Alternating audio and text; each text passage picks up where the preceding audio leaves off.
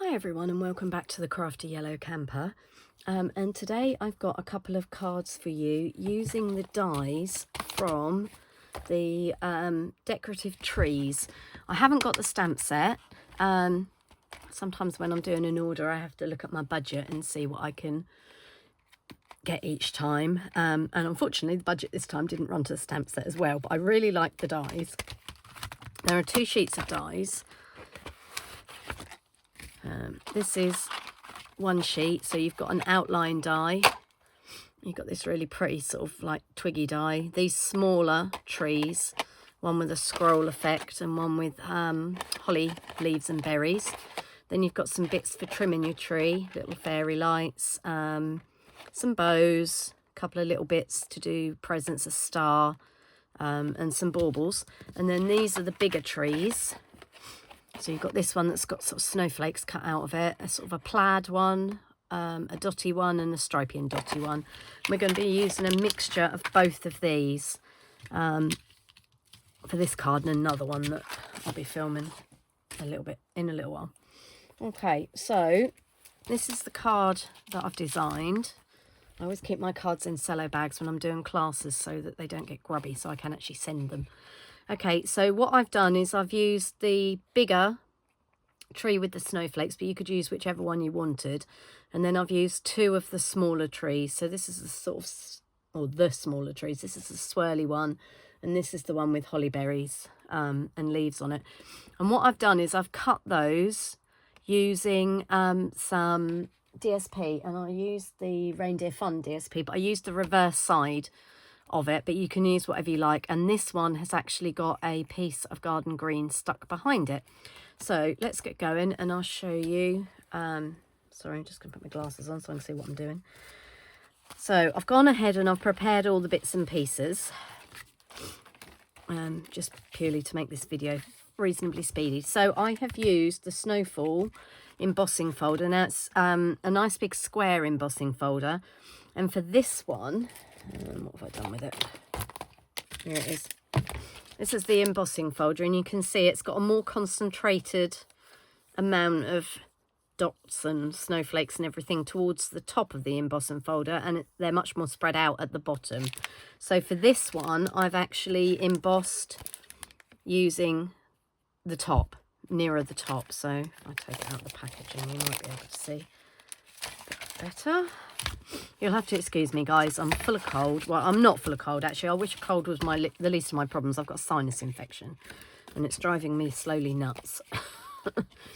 Right, okay. So that's more of the bottom, and you can see here the top is more spread out. But you know, use whichever section of it you want to use, or whatever embossing folder you want to use. So I've gone ahead and I've dry embossed that by running that through my Stampin' Cut machine. I'm going to stick that on. Now, usually I would ink around the edges and do something on there, but we're not going to this time. I want to leave it plain white. So it gives us a bit of a texture in the background, but doesn't interfere with what we're going to stick on the front. Okay, so I'm just opening up my card. It's always easier to stick onto a flat base card. Now, this is half of an A4 sheet of real red, cut lengthways. So cut that way down the sheet. If you're in a different country and you use different letter size, then obviously half of whatever you use will be fine. Okay, so if it is an A4 sheet, it's cut at 10.5 by the whole length of the card stock. And scored. My brain is so full of cotton wool today. Scored at 14.8. Okay, now I've gone ahead and I've used, just to make life a little bit easier, I have used adhesive sheets. So I'm just going to show you what they look like. So this is the side of the paper that we're going to use today. You can do a combination. I just had this on my desk, so I did all 3 trees in this, but you can do any combination you want. Okay, so I've stuck the adhesive sheet. So basically, this is actually some Sizzix adhesive sheet, but we sell it. I just happen to have this, so I'm using it up. So basically what you do is you peel off one side, you stick it to your cardstock. You can see, look, where I've stuck that on top of the reindeer side. And then you die cut from it. Now, this is absolutely brilliant stuff if you're doing fiddly die cuts, because let's face it, this one, for example, where on earth would I put glue on that in order to stick that down? It would be a little bit of a nightmare. Sorry, I'm just weeding out a few loose pieces. So my advice to you is to weed out the bits you don't want before you pull the other side of the adhesive sheet off, because I think it just makes it a bit easier than trying to pull bits out of things that are sticky. Okay, I just need to finish weeding this one out. So weeding is the term that's used to, in case anybody didn't know, to pick out the background, basically. It's all it means. There's no gardening involved.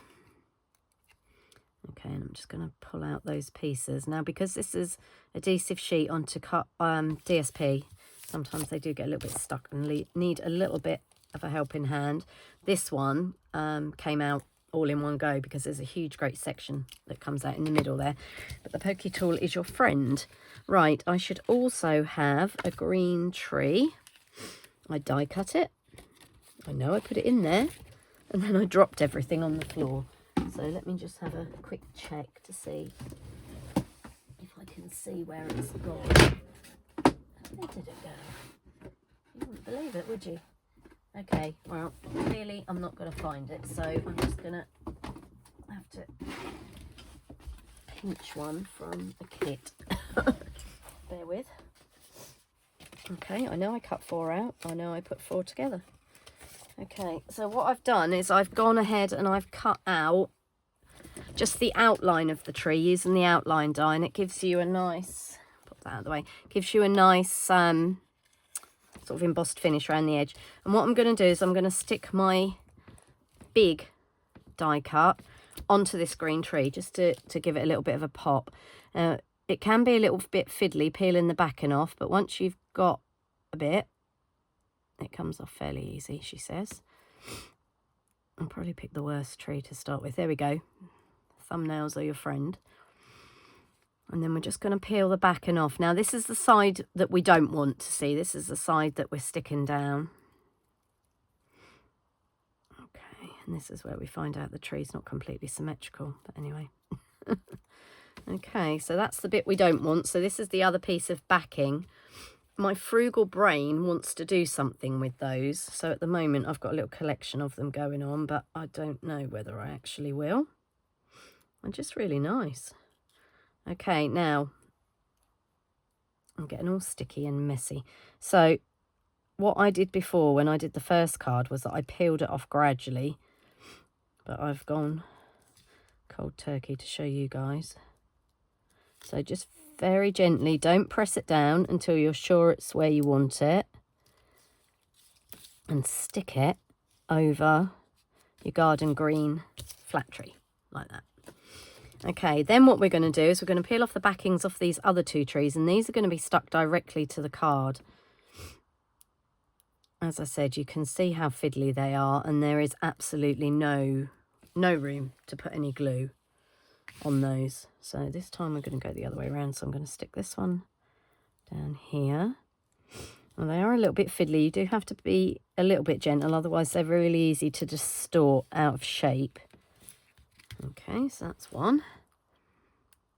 And this is the other one. And I find putting the outside ones on first is the easier option.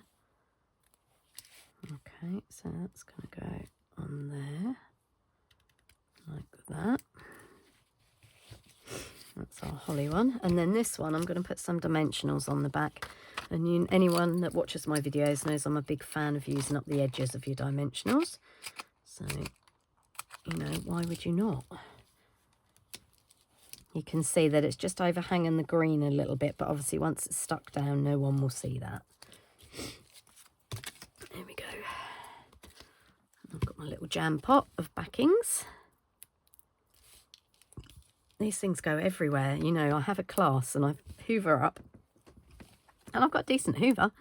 And you think, oh, I've got them all. And then for about a week afterwards, I'll be finding them around the house and not even where I did the class. Okay, so this one's going in the middle and this one's slightly raised up. Now I'm giving you a little bit of a sneak peek to another card that we're going to be making because I'm using some of the leftovers. This will be another video that will be going up in the next couple of days. I'm using some of the leftovers just to punch a little star. It's going to go on my tree like that. And we want 3. Now there is a star die. This is a very long ago retired punch. I never get rid of my punches. I always keep them. And there is a star die in the tree dies. Whatever I've done with them. Yeah, there you go. There is a star die. Look there. I'm just being lazy. I'm not feeling it. And so I don't want to... Oh, I'm throwing dies everywhere now. I don't want to keep getting up and down to die cut things. So I'm cheating and using the punch. So, and we just need... a little bit of, oh, back end's coming off that, get rid of that. We just need a little tiny piece of dimensional on the back of those. One. Now you might have noticed my card that I showed you before we started this video didn't have these stars on all 3 trees. It only had it on the middle one.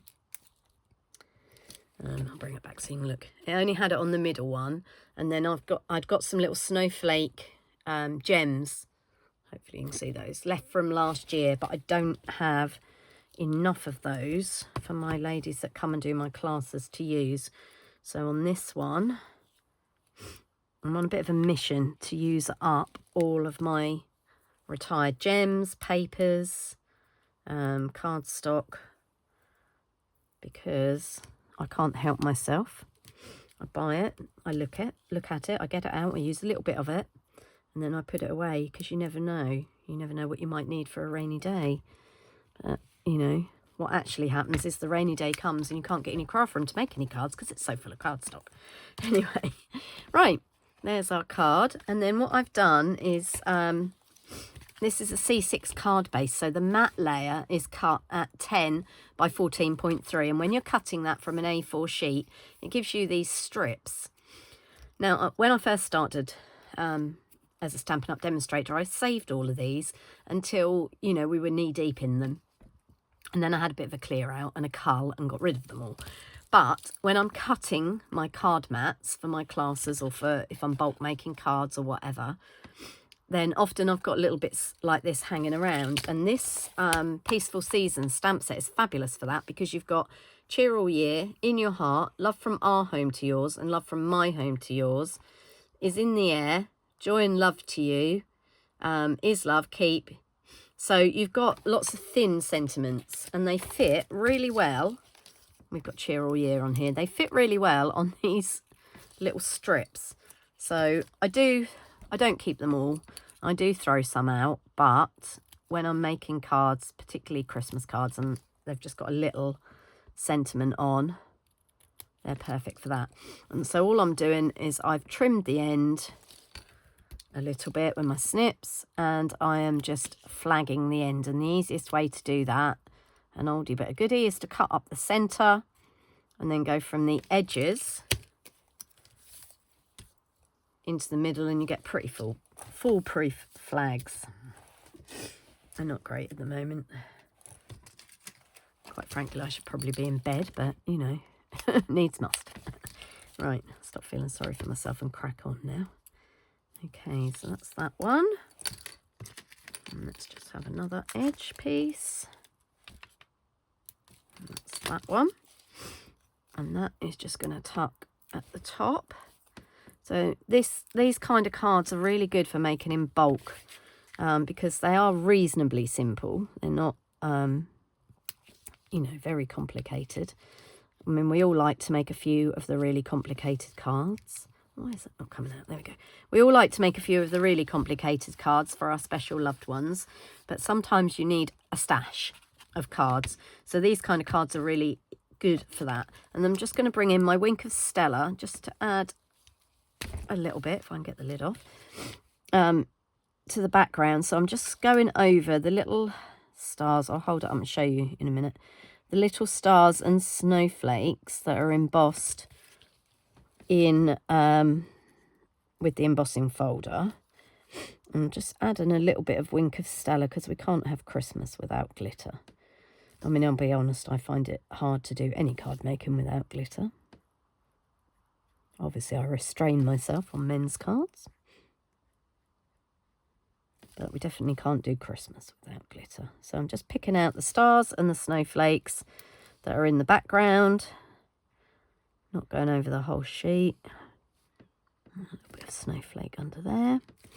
Okay, and I don't... Oh, missed a bit. There's a little bit down there. I don't know if the camera will pick that up. Hopefully. I don't know it will, but trust me, it makes it look pretty. Okay, so there's our finished card. That's the card that I'd made to start with. Put those together like that.